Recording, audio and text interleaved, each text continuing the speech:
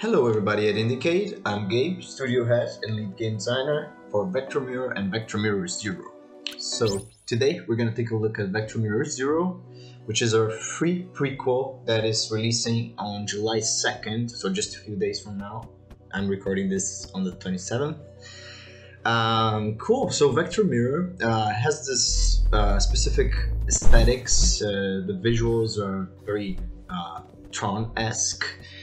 And basically it's a platforming game, so you're doing parkour, traversals, like wall running and dumbbell jumping, things like that. And also manipulating the environment with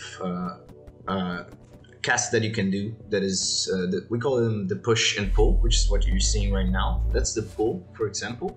So it casts a sphere that brings objects to its center. It's kind of like a pull force in the general sense. Now we're seeing the wall running, and then we'll have the push, physics push mechanics right now. So we're gonna blast these away. Sorry about that. Trying to talk and play at the same time. So that was our tutorial.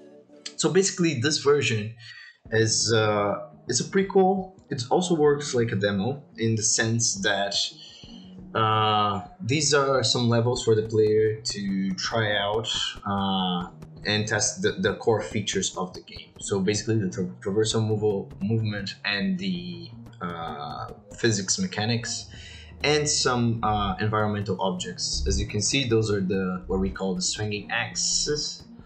And yeah, so we'll have a few more like moving platforms. We'll see those in a bit. Okay, so basically this free version has 4 levels, 5 if you include the tutorial, which we just played. Well, by the way, right now you're sprinting, so this is kind of like a ceiling that's falling over you. And yeah, so basically for these levels, you know, those are just some experiments that we made.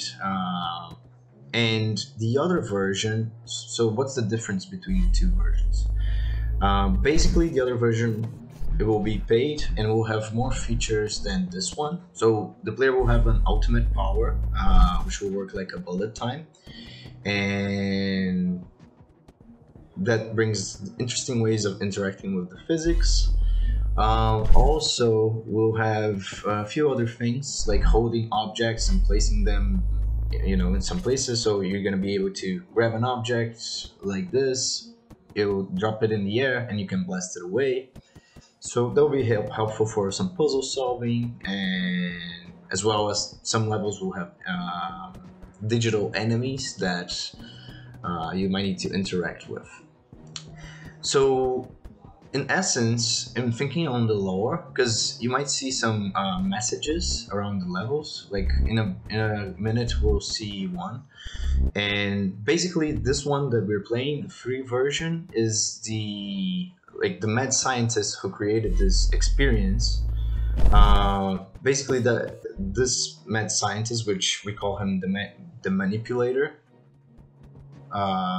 he created this AI, which is the player, so that you can try to develop human emotions, like running up an AI with platforming, and some levels will have the levels will be inspired on different emotions. Oh, there you are. There's one of the messages right there, for example. So basically this version, imagine that even in the lore, this is the prototype that he was creating. So he's leaving notes to himself on, you know, what to improve and the testing. So we're just hinting some things that we're gonna cover in the full game. And it was funny because that idea came from, you know, us in the dev side leaving notes for each other on the level design side of things. Yeah, so basically in the other version, you know, we're gonna have voiceover, and the manipulator is gonna be talking to a different AI, and that other AI is like a master AI. So basically the player is trying to develop these emotions so that the manipulator can apply that to the other more robust AI. So that's why our player will never talk, and kind of like Link, for example. Yeah, so basically, as you're gonna see now, we're gonna have we have some moving platforms which are just ahead. So you can use those platforms to throw yourself to some places. For example, now you're gonna have a bigger jump.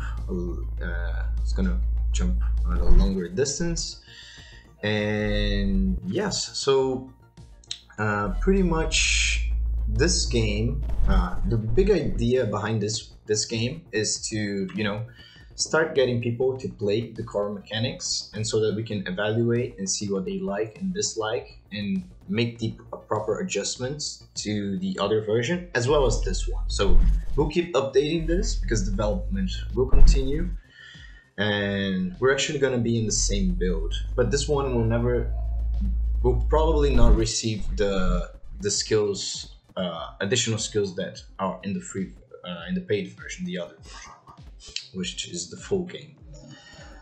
Yeah, so we've been having fun developing this. We are a team of right now we're at 15, and this is the third iteration of Vector Mirror. So the very first version was in 2015, and we worked on it again in a second iteration, and now we're back at full force, and it's been pretty amazing what the team can get together. Also, so for the release, we're gonna be playing.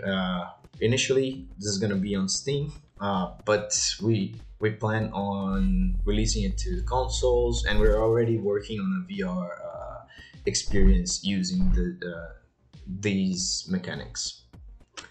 For the VR, we tested it in the past, and it worked really well in the sense of like the theme of the game matches VR pretty well. So this is really cool. But first time I played was pretty magical, and so we're super excited about that. And yeah, so we're looking to get the feedback, see what people are thinking about the game, and we look forward to participating on Indicate, and even with the full version on the next edition of Indicate. Thank you for watching, and if you have any questions, please reach out, and have a nice day. Thank you.